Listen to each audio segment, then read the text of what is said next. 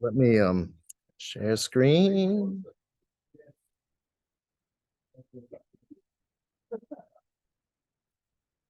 Okay. And you can just toggle this way if you just hit this button. You just hit this far right button. Oh, okay. It'll cruise for you. Friends, welcome. So now, hey, thank you this morning for bringing our esteemed speaker today.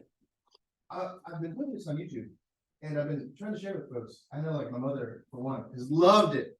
She's loved it. Yay, Mom. But I wish we could get everybody to do these lectures because Mike has done such a good job making it accessible and interesting. Say, how did we get to the world where King Herod is king of Judea? That's what we're going to talk about today. And I think it's really relevant to like the war happening in Israel right now. There's been tensions and there's been powers and kingdoms and principalities that have been at war since the day of Jesus, and he was born into that war, into that conflict.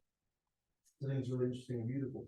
I'll point out a few things. We do have a gravel walkway all the way back to our walk around our building. What it needs is people to walk on it. It's that pea gravel that needs to get packed down. And so the best thing you can do is wander out there and just wander along the path. If we can get a few dozen people to do that today, it'd be really helpful before your rain comes through. Also, we were talking about we're hiring an associate in Thomas. January 1st, we're going to bring an associate to live and work and play with us. I think that'd be hopefully a blessing to us. Lou and I are moving about as fast as Lou and I can move. And the only way to kind of do more ministry is to bring in new people, is to bring in more effort, more energy. So I think it's going to be really exciting for Thomas. We've been at this stage before, and we're kind of returning to that stage. And they thought service was kind of a smaller service. It's like, okay, don't look around the 8:15 service, but like when you come today, notice what's happening at 8:15, what's happening here, what's happening upstairs in the youth choir, and through the course of the day, where we have 125 or 150 people, at St. Thomas. It's good and it's exciting. It's like this next chapter of how are we most faithful to the ministry that God has put before us? How are we the best stewards of this community? So I think it's exciting and good. Mike is going to do our Bible study today. Next week, Steve DeWeck is going to have a more informal conversation. Steve DeWeck is filling in for me while I'm at Curcio. We're taking 6 people to Curcio this week, so pray for us. There's 6 people in addition to myself, Mr. Thomas. Where's Curcio? Curcio's at Camp McDowell. And then we'll start having a new adult forum on the other side of that. So it'll be in 2 weeks, we'll start a new adult forum series. But with that, Mike, into thine hands. Well, all right. Thank you, Father. Everybody got a cup of coffee? Yes. Okay. Coffee is always important for Sunday school. It is the great elixir.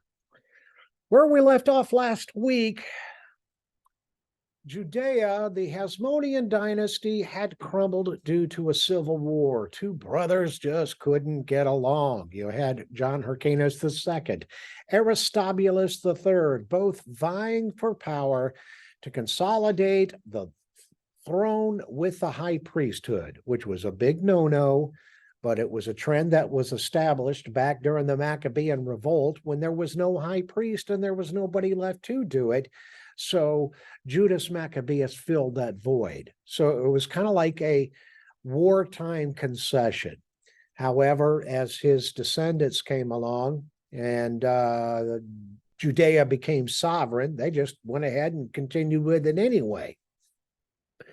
Well, it took, as this civil war broke out between these 2 brothers on who's going to have control, and the city is taking sides, they're warring with themselves, Pompey the Great had to come through from Rome, settle down the civil war, and ended up taking in Jerusalem as a client kingdom under Rome.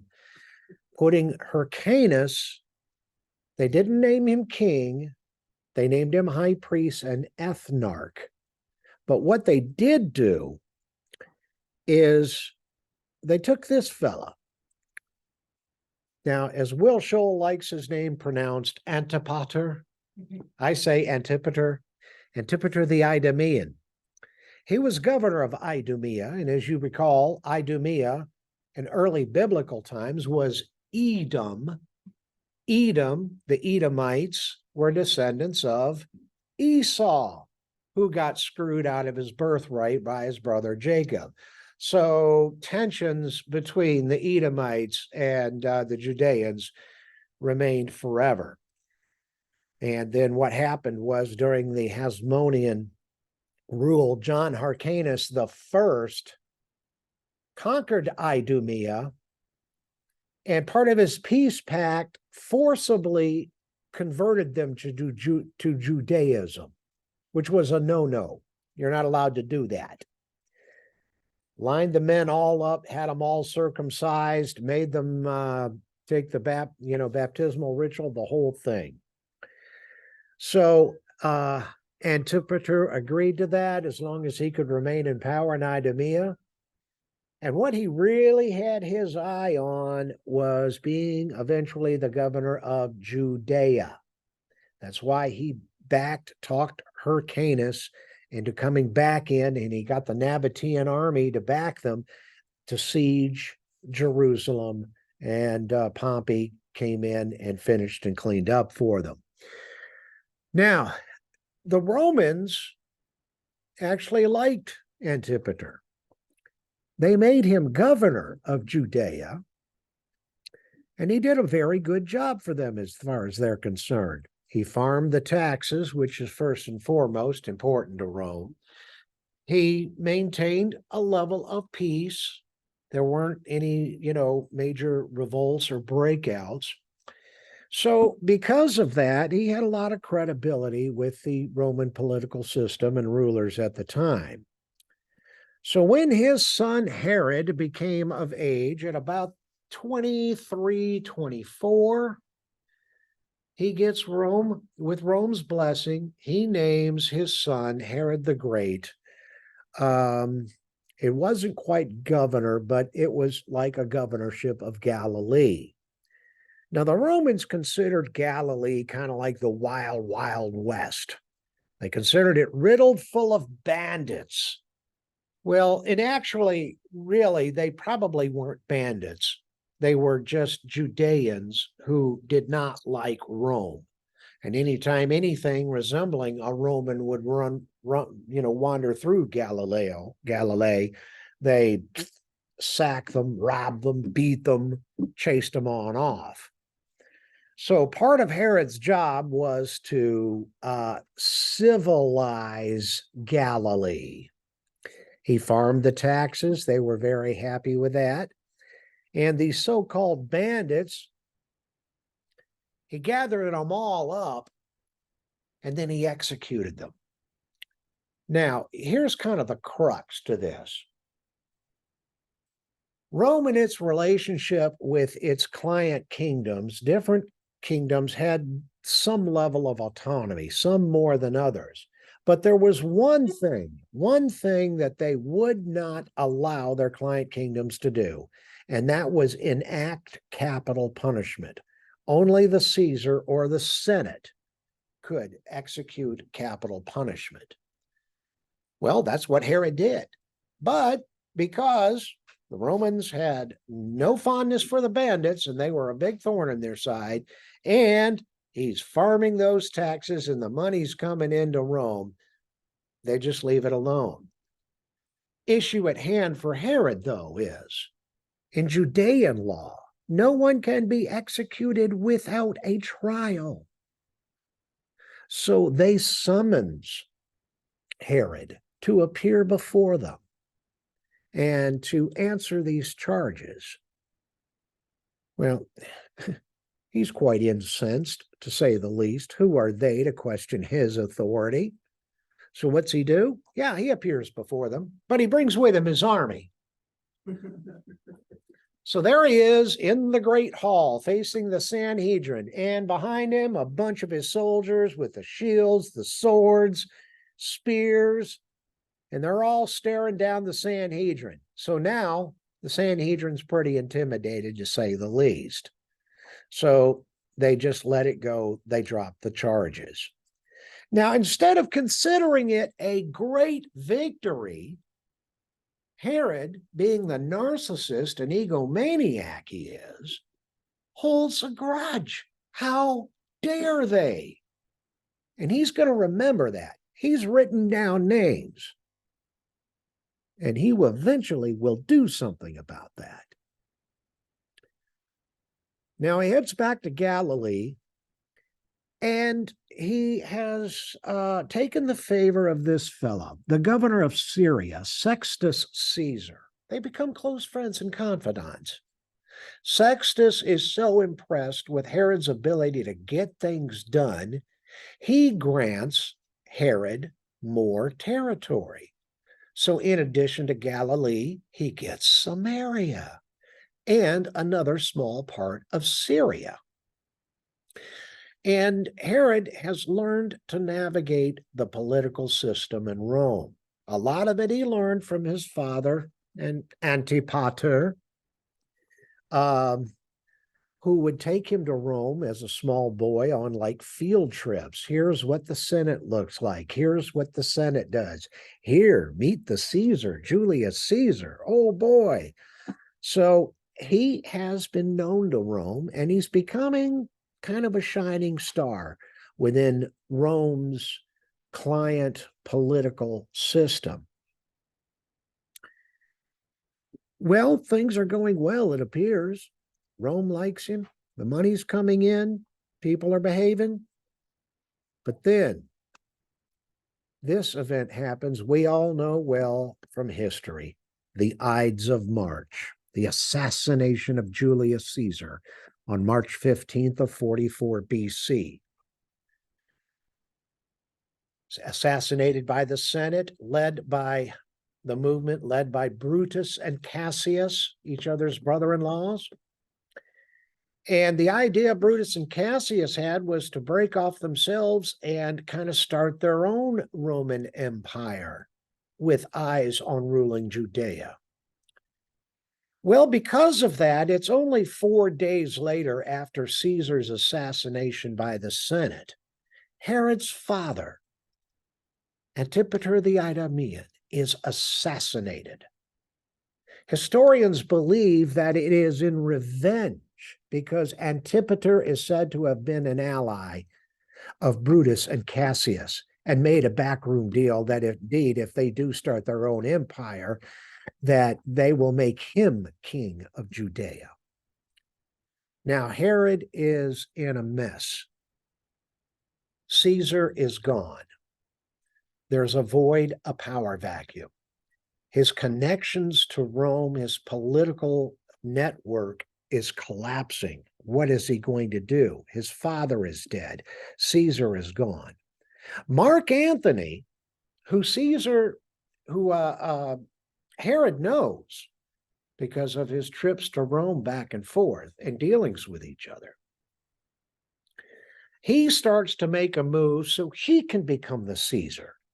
But unbeknownst to him, Caesar has left a will and willed his seat to his great-nephew Octavian.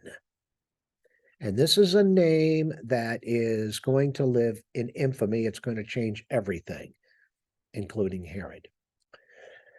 Now, I had mentioned last week when we were talking about the Hasmonean dynasty, there would be one more uprising before it's all said and done. With Caesar gone, Antipater gone, a Hasmonean, Antigonus II Mattathias, decides to take advantage of the situation and applies the enemy of my enemy is my friend. Who are Rome's biggest adversaries and enemies? The Parthians. The Parthians hate the Romans. The Romans attempted 2 decades earlier to come take Parthia. Parthia, of course, being the remnants of the old Persian Empire. So Antigonus goes to Parthia. He says, hey, how would you like to kick some Roman butt? Really? Yeah. There's not a lot of them down here. I want them out of my kingdom, and I'll ally with you if you come down here and sweep them out. Okay, no problem. So here come the Parthians. Now Herod is in real trouble. Not only is he cut off politically, he can't get word to Mark Antony, which would be his only salvation. And invariably, he will end up being killed because Judeans can't stand him. especially those in Samaria and those in Galilee and anybody that had any dealing with him in Jerusalem and Judea. So he flees for his life. He runs to Alexandria, where he meets up with Elizabeth Taylor. The most famous of the Cleopatras. There were several. She was the most famous, Cleopatra the Seventh. She is the connection to Mark Antony, because she and Mark Antony, I mean, they made a movie out of that romance. It was more than a political alliance. Fact is, Cleopatra and Mark Antony did marry. They married in Alexandria, but it was not recognized in Rome because Mark Antony was still married to his wife in Rome, as if the Romans had ethics. She bore him 3 children, a set of twins and another son. Oh, and consequently, she had another son. Julius Caesar was that son's father. He courted Cleopatra. Julius Caesar was known to be a finagler womanizer of anything royal in a skirt. And Cleopatra's motives really is political. She's trying to create heirs to make sure that the Ptolemaic dynasty can remain, that she'll have autonomy with Roman blessing on her throne, if not having a presence in Rome. Well, Herod says to Cleopatra, he says, I need your help. Okay, Herod, what do you need? I need a ship. I need to go to Rome. Well, Herod, it's winter time. You know as well as anybody that the seas are already dangerous enough during the good fair weather months. They're almost unnavigatable during the winter, the storms. That's why we don't do a lot of shipping and trade via sea during the winter. I don't care, Your Highness. I've got to get to Rome. She says, okay, you're taking your life in your own hands. So she gives him a boat. And he sails his way towards Rome and shipwrecks. Fortunately, he's shipwrecked near the island of Rhodes, where friendlies to him bring him in, rescue him, inform him about what's going on in Rome. And he tells them, I've got to get to Rome. No, Herod, you don't want to do that. Why don't you just hang out here till things simmer down? Then by the time April or May rolls around, the storms will be over. No, it'll be too late. You know, Judea is being ruled by the Parthians. The Romans are not going to like that because Parthia is going to be almost up against their back door. That's why, one of the reasons why Rome wanted Judea, a buffer zone between them and the Parthians. So give me a boat, doggone it. Okay. So he navigates his way, finally ends up in Rome. And I mean, it was a horrific journey. Word has proceeded that Herod has gone to great lengths to get to Rome. The Senate is pretty impressed with the heroics. I mean, this is something like out of a Greek tragedy, a hero navigating the forces of nature to get to Rome to cry for help. So they agree to see him. And he tells them what's going on. And he's there to ask for military presence to back him up to get rid of the Parthians. The question is, who are they going to put on the throne? Historians tell us that his intent was to see that Mariamne, the 14-year-old teenage daughter of Antigonus, be put on the throne, and that he would be governor of Judea and he would rule and guide her that way. 14 years old. Senate, last thing it wants to do is see another Hasmonean in power. After all, it got the Parthians in there. And they know the history of the Hasmoneans and their ability to rally people and gather up another revolt. Mark Antony, and then Octavian walks in. Now, a little bit of background on Octavian and Mark Antony. They're not really good buddies. They acknowledge each other as political allies. They need each other for that much. But beyond that, they're going to come to clash later on. But Octavian and Mark Antony step off to the side and said, you know what would work? What? Why don't we put Herod on the throne? Let's convince the Senate to do that. He's done everything that Rome's wanted. He's simmered things down. He's collected the taxes. Look the way he provided Pompey the Great before he died with military strength and forces. And it was Pompey's fault that he fell because he wouldn't take Herod's aid. And Pompey sent him back to guard the eastern border of Judea to keep the Parthians from coming in. That's what Pompey did him in. Mark Antony inherited Pompey's client list. So Mark Antony is now Herod's patron. So it's in Mark Antony's interest that Herod become king of Judea. The Senate agrees. So they send Mark Antony and Herod and a huge legion back down to Judea. It takes 3 years to get the Parthians out. It takes 3 years of bloodshed. It takes 3 years of Herod fighting his own people that he will eventually rule. So needless to say, there's not a lot of love growing for him. But finally, after that 3 years, he's officially crowned and takes the throne in Judea. Everyone, one of the few times all sects of Judaism can agree on. Sadducee, Pharisee, Zealot, Essene. This guy is not legit. First and foremost, he's Idumean. Idumeans aren't real Jews. They were forced converts. That was against the law. And then the rabbis all started preaching to everybody, Herod is God's punishment for John Hyrcanus I breaking that law.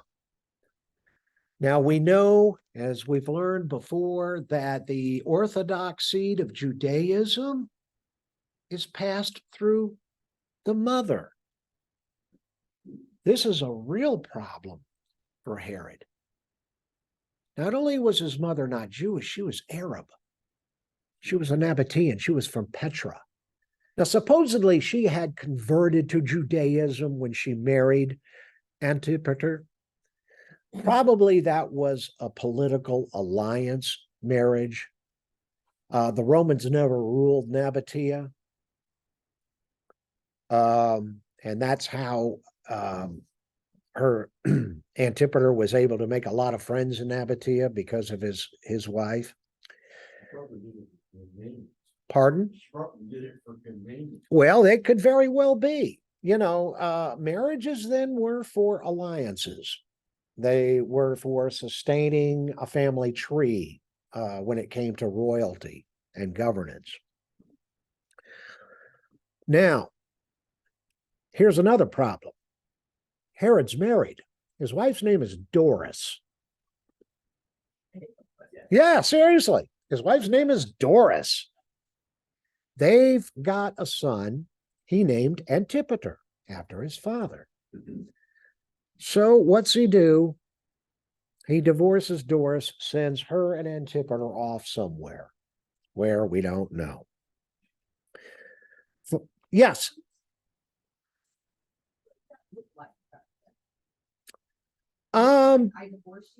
Pretty much. And two, being king, he, you know, now, There's a legal system like this. Let's say you get legally divorced. So there's like a marriage license in the, okay, it just seems like. well, he did a lot of divorcing because before he died, he had a total of 10 wives. He knew how to do that. He was king. He could do whatever he wanted. Well, here is this beautiful 14-year-old girl, Mary Anne. She's Hasmonean. That would make him legit. And history tells us, Josephus gives clues to it, and according to Jewish historians David Solomon, he was head over heels in love with her. I mean, she was a gorgeous woman. So he marries her. That simmers things down in Judea a little bit. They're happy finally a Hasmonean is back in the palace. But he needs to do something. First of all, he's got to get a government that's going to be friendly with him. Now, remember, he had faced the Sanhedrin years before and was quite angry with them. He had everybody in the Sanhedrin executed with Rome's blessing. And then he placed people that were friendly to him or Rome friendly within the Sanhedrin. Pharisees had no presence in the Sanhedrin from that point forward. It was all Sadducee. Now, let's be very clear. These members, these Sadducees, were not real fond of Herod himself, but they wanted that power. They certainly wanted that paycheck because, hey, guys, one of the things that has remained timeless, career politics pays well. And the Sanhedrin as a full-time member, I mean, just like being a member of today's legislature here in America, it's a good paying job and it wields a lot of power and it wields a lot of influence. So, okay, let's play ball with Herod. Now, he's still got folks that are real upset with him over that. What's he going to do now as he's trying to do a PR campaign to get the kingdom, the people to like him or at least tolerate him? It's time for a high priest. Mary Anne has a brother. He just turned 20 years old. His name is Aristobulus III. 20 years old is an important number and why that plays key in this story. Just as the President of the United States, the age minimum is 32? 32. Or 36? Okay. Well, in Judaism, the minimum age for high priest is 20. So he names Mary Anne's brother, Aristobulus III, high priest. The place, the people are elated. They're celebrating in the streets. Yay, a Hasmonean high priest, a Hasmonean queen. And man, they're having celebrations for days on end. Now you'd think Herod would say, good job, you did a good thing. No. He's starting to get jealous of the fact that people are celebrating Aristobulus III and not him. And it simmers and it stews. Finally, this is what he decides to do. 2 months into Aristobulus III's priesthood, Herod throws this big, lavish, big old pool party at his resort palace in Jericho. Now, the remains of that palace are still there, and its most prominent feature is that giant swimming pool. Of course, it's not obviously as decorative as it was back then, and it certainly doesn't have any water in it. But it's a night of drinking, eating, feasting, cavorting, and everybody in the pool having a good time. The next morning arrives. Aristobulus III is found floating in the water he had drowned. Historians, even though nobody could point a finger to Herod, historians agree Herod had him assassinated. Now, as you can imagine, things got a little tense between he and Mary Anne and grew to trouble in the bedroom. That is going to remain a thorn in his side for quite some time. What Herod does next, now that he's got a government to back him, he goes on his great building campaign. Let's make Judea great again. Now, Judea and Jerusalem, they were kind of a mess because of that war with the Parthians. He rebuilds the walls, and of course, he starts his expansion of the great temple. There's mixed emotions amongst the people in general about that temple, Pharisees especially. Yeah, they acknowledged, yeah, it's a nice building, but it's Herod's nice building. He's building it for his own ego. And Herod did. Herod wanted to make the jewel of the known world. The reason for his expansion and making it grand, one of the biggest parts that he expanded was the court of the Gentiles. That way, the temple would be like a tourist attraction. Whenever there would be the big festivals, now the court of the Gentiles, no Gentile could wander past that. But there was a big raised colonnade that was built there.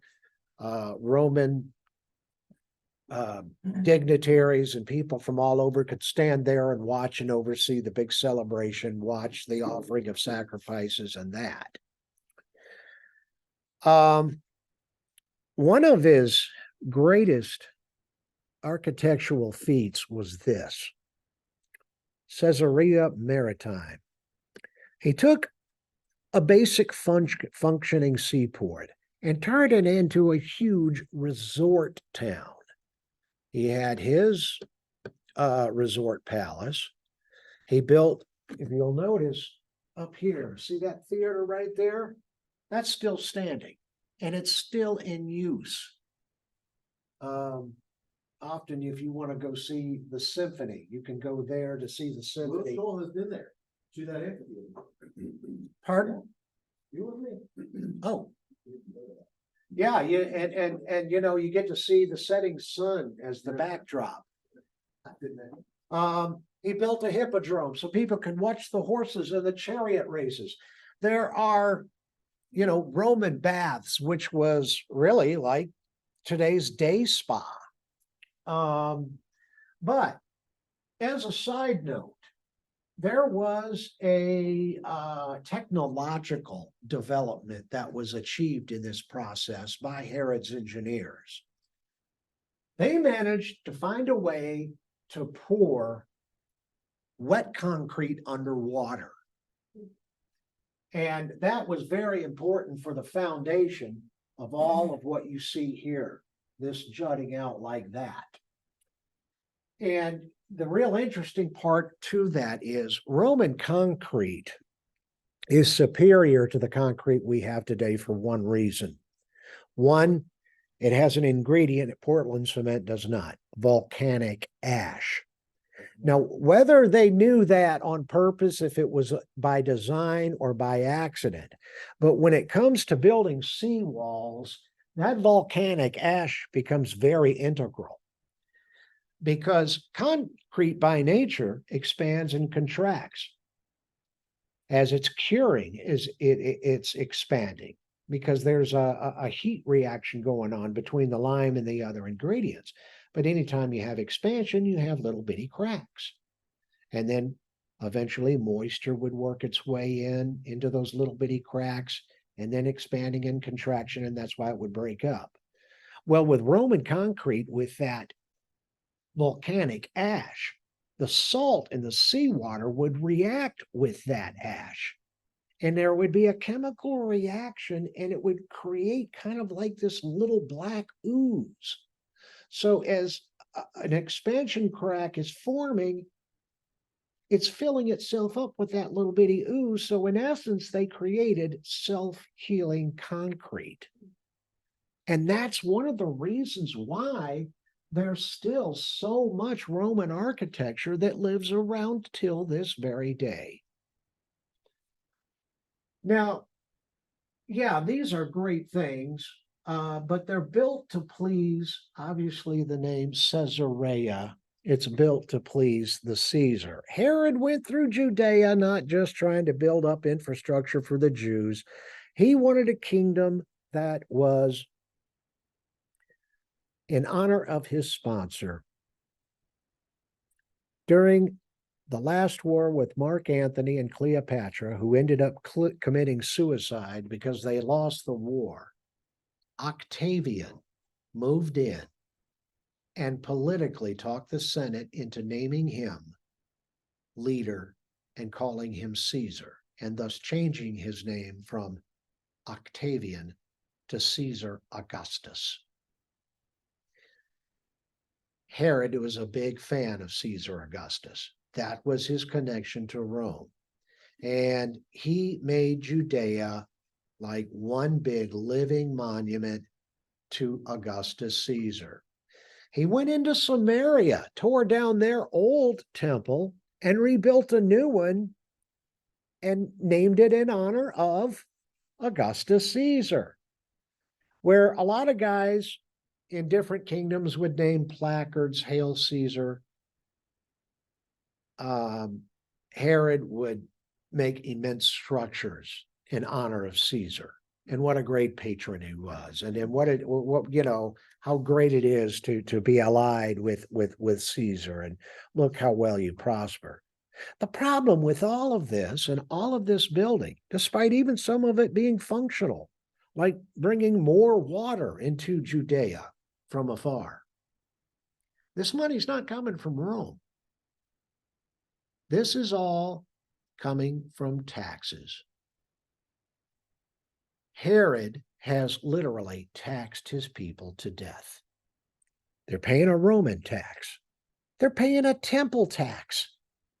And now they've got to pay for the infrastructure tax. Herod almost single-handedly wiped out anything that resembled middle class. You have the war, and I call it war, the divide between the sects, not just theologically, but economically. The Sadducees, even though small in number, way outnumbered by the Pharisees, they're the haves. They have everything. Pharisees, common folks, barely scratching by, have nothing. Same for the Essenes, same for the Zealots. Pharisees, of course, have no representation. They were knocked out in the purging Herod did of the Sanhedrin, had not had a seat in the Sanhedrin, had control since Alexandra Salome, back during her reign of 9 years of peace and prosperity. So it's a political mess. It's a socioeconomic mess. It's a theological mess. And it's all intertwined together. It's almost as if there's a war of two different religions within the kingdom, all in the name of God. Theologically, let's talk about the sects. I'm sorry I didn't make a chart on this, and I should have. But I'm going to call this part SECT, sect, sectual dysfunction. Pharisees believed in Torah and Torah only, Mosaic law. They did not recognize the Septuagint. Sadducees did not believe in an afterlife. Not only did they believe in Torah and Torah only, it was written Torah and Torah only. The Pharisees came about early on in the Second Temple period because literacy was not prevalent. How were you going to get people to know and adhere and to follow the law if they can't read it? They developed oral Torah. They came up with ways where people could memorize and learn through memorization. Another big theological difference between Pharisee and Sadducee, they believed in an afterlife. There would be a resurrection. There would be a post-mortem judgment.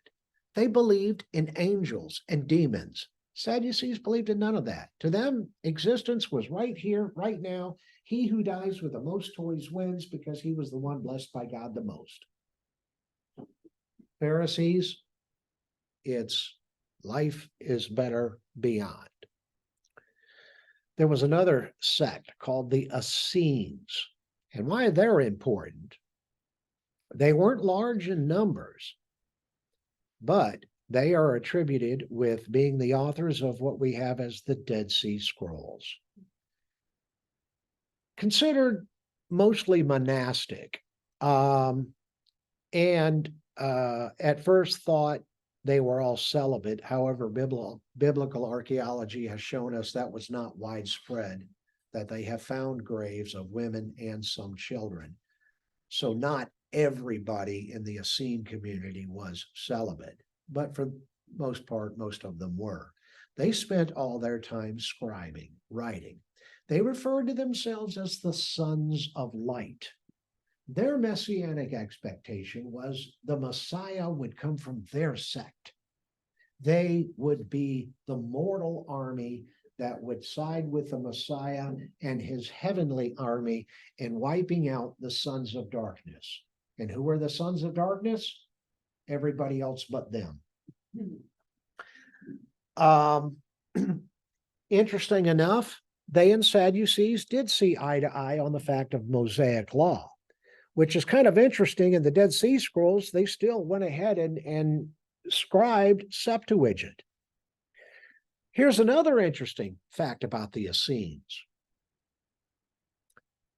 They did most of this during the time of Jesus, yet nothing they wrote references Jesus.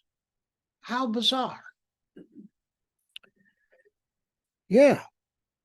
So we don't know what their attitude towards him was. Well, he wasn't one of them, so obviously he was not one of the sons of light. There is some idea that John the Baptist may have been part of that community. Right. And we're going to get a little bit into that here in momentarily. Now, Herod, as time goes by, his dysfunctions are, I mean, it's almost like he's clinical. I mean, the behavior could almost seem schizophrenic. Something that he did that was very uncharacteristic of him. There was a famine around 30 BC, and it lasted about 2 years. Out of his own treasury, Herod made deals with Egypt and with Greece, and had grain brought into Jerusalem and Judea. And there would be daily rations of grain given to every member of Judea, to every citizen. So, I mean, it's kind of like, you know, who is this guy? It's not long after that, and he's gone up to Jericho to spend a day, a couple of days of rest or whatever. He hears a rumor that Mary Anne has been unfaithful to him. And that she is plotting to have him usurped because she had 2 sons by him. They're both adult now. One of them married and has had offspring. So Herod rushes down. Now, historians say they doubt seriously that she was maritally unfaithful, but there's maybe some likelihood that she was trying to make an alliance to have this psycho taken off the throne and hopefully put one of her sons up there. Herod has her put on trial for treason and adultery, and she is executed, along with her 2 sons. To take one step even farther, the son he had by Doris Antipater, he hunted him down and had him executed. Now, here's the other odd part about Herod. Supposedly, after this, he went into a deep, deep, deep, deep dark depression. He just wandered off into the wilderness where he took solstice at his castle at what is now Megiddo, and stayed there for months on end and was not heard from anybody. And it evidently really messed with his psyche. Now he started taking other wives and having other children.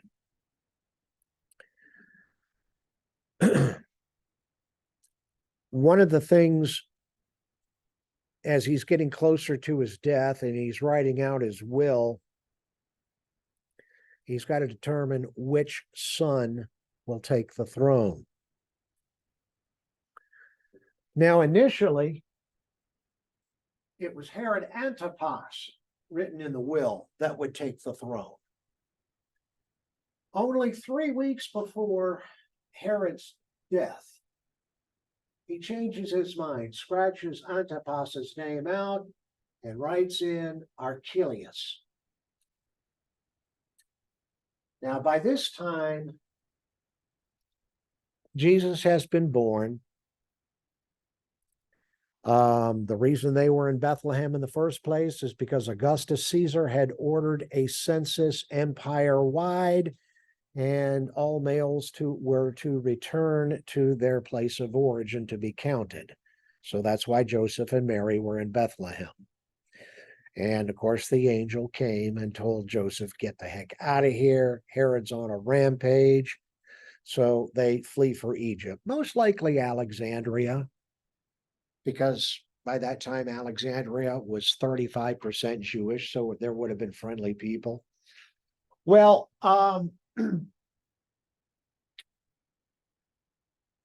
when Herod dies, word gets to Joseph and Mary.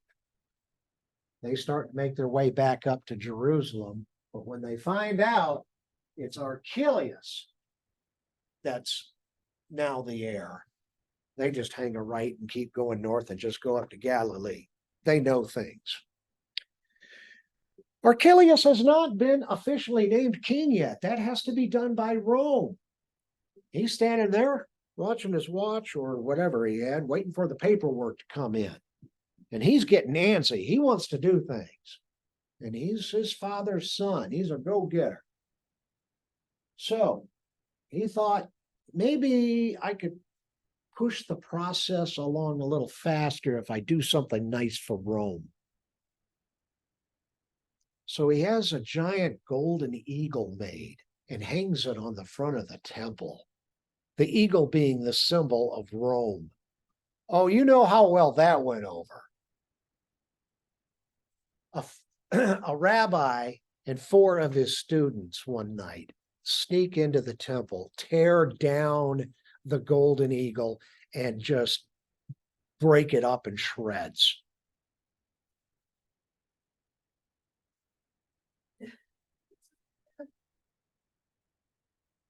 Okay. Okay. I didn't know if you were talking to Ghost or what. Well, anyway. So, first thing he does is he orders them executed. Hey, no client king is allowed capital punishment. And he's not even king yet. People are very upset. Word has yet to get back to Rome yet, by the way, obviously. So they're all gathered, ready to revolt inside Jerusalem. And he addresses them saying, chill, calm down, everything's going to be okay. Everybody boos him, starts throwing rocks and things at him. He has to bring in his army, kills off about 600 people. They all scatter. Then he decides, now what am I going to do? Boy, am I in a mess. I can't let people gather because this is going to turn into a revolt real quick. So what's he do?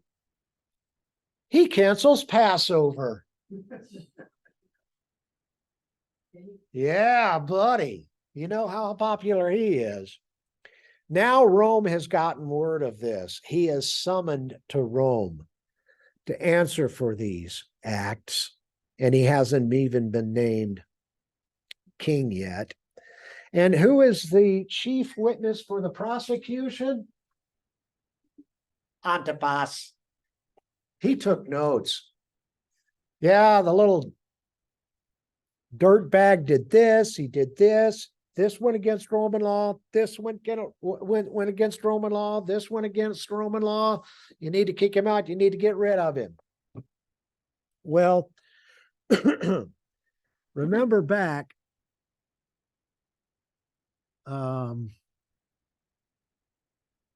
where is that fella?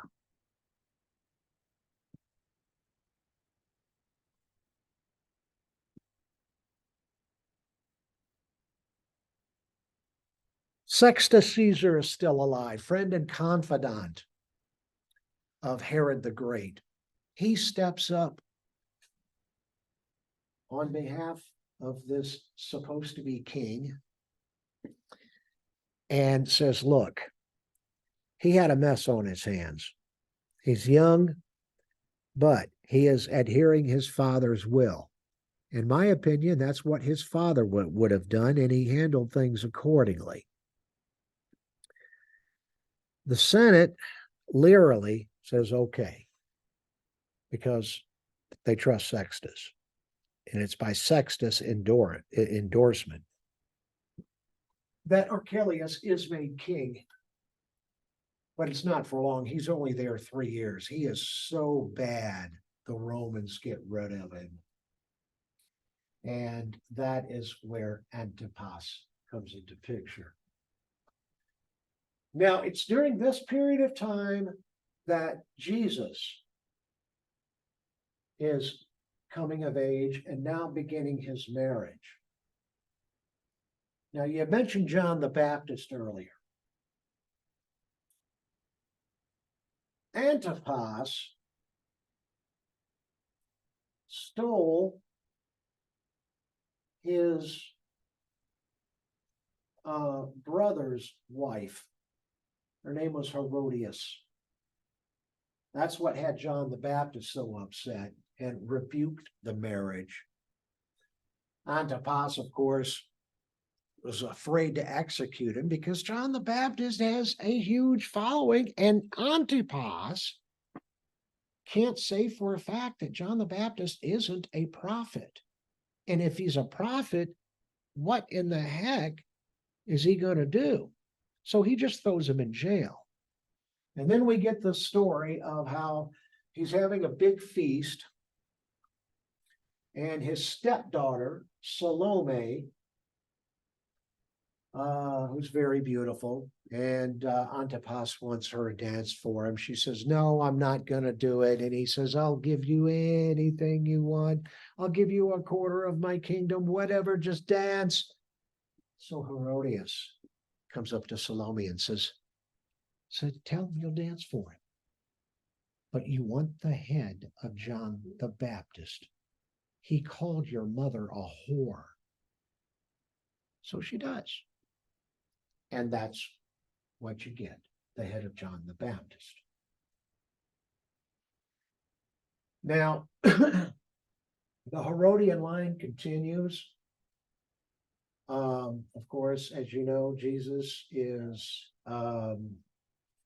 crucified, put on trial through Antipas. Antipas doesn't have the authority to execute capital punishment, mocks him. That's why they keep going back and forth between there and Pontius Pilate, governor. Pontius Pilate is a little afraid to do it himself because he has a PR issue.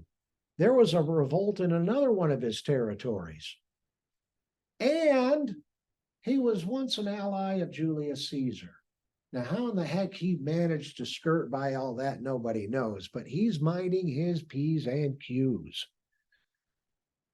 So that's why he keeps sending him back to Antipas. This is not a Roman issue. Heck, he hasn't done anything against Rome. This is a Jewish issue.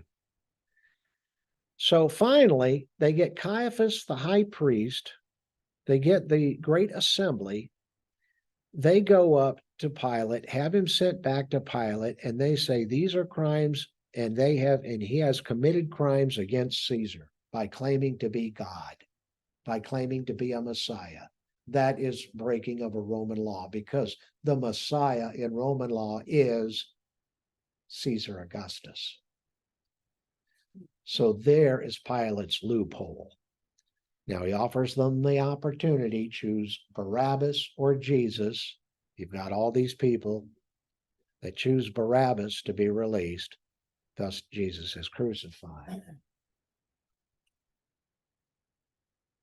This remaining era of Herodians are the ones that imprisoned Peter, executed James, son of Zebedee, one of the original 12 apostles. And this is where Paul made his last stand before being executed by Rome. So that is the political, economic, screwed up mess that Jesus was born into and had to navigate. And every single sect, every single political entity, all but one, had issues with Jesus, hated him.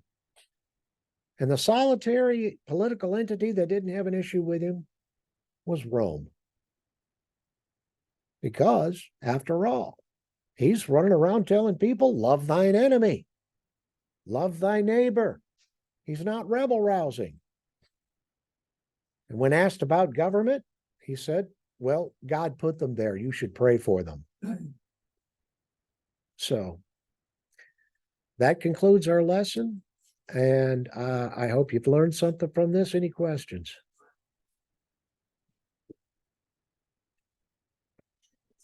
Somewhere, Mike. Oh, shucks. Well, that's why I'm here. Hopefully we'll be able to do this again. Any comments? Thoughts, overviews? Yeah. One of the things that struck me, and I know that comparing our society to Judean society at that time would be like comparing apples to pot roast. They didn't have free open elections, we do. Yet, when it came to career politics, the behavior was exactly the same. They were working for outside entities and outside entities' interests. In my opinion, that's what we have now. Our current career politicians, it costs a lot of money to stay there. So they're funded by people that have agendas. And a lot of times those agendas are not in our best interest. The societal divide we see is very close to what they were having. A lot of it in the name of religion, I think, and it's my opinion that one of the most preyed upon factions of the electorate are those of people who identify as people of faith. Because naturally, people of faith look at their political views as an extension of their faith. The issue at hand is career politicians will tell you anything you want to hear. They need you. And what really gripes me is that when social issues come into play, they can't fix social issues. If you go back and look through American history alone, let alone world history, let's take, for instance, the civil rights movement. Everything achieved, every victory that was made in the civil rights movement happened in spite of government and not because of it. After the assassination of JFK, LBJ took the presidency and he wanted to see the civil rights movement push through. It was his own party he had to fight and had to fight hard. By the time his supposed second term would come around, 1968, which he decided to step down, The Democratic National Party was a train wreck, divided. It almost became two separate parties, and it was over the civil rights issue. George Wallace and his little boy coalition threatened not to caucus, threatened not to show up, and threatened not to have delegates. And that's why George Wallace ran as an independent. So the point to this being is when you're being preached social issues by candidates and politicians, tune it out. They can't fix them. That's our job. That's why Jesus was teaching you and I how to behave. That's why Jesus said, love thy neighbor, love thine enemy. Dig deeper into the Gospels. Now, I know Jesus didn't say things directly about politics, probably because it was such a divisive subject anyway. But interesting enough, he showed his disposition against career politics by going through the temple, tearing up the tables and tearing up the merchants. That was a message loud and clear to the political establishment. You are preying on my people. You've turned my father's house into a bank. And it's all for the love of money. It's all for the love of greed. It's up to you and I to change society. It's up to you and I to live into the gospel as humanly possible. That's what it's there for. Mike, this was a beautiful, beautiful series last 4 weeks. And if anybody missed any, if you want something, let me know. I have it on YouTube. Mike, if you were to do, let's say, another series in the future, let's say in the spring, just choosing a wild time, what would be a subject that you'd be interested in? I'll tell you right now, I have a fascination with the books that did not make the Bible and why they didn't. Excellent. Because there are some real Lulus out there. There. Just name a few. There's one that's really funny. It's called The Infancy Gospel of Jesus Christ According to Thomas. A lot of these guys during the second and early part of the third century were trying to create, answer questions. Well, what about the first 30 years of his life? We only know about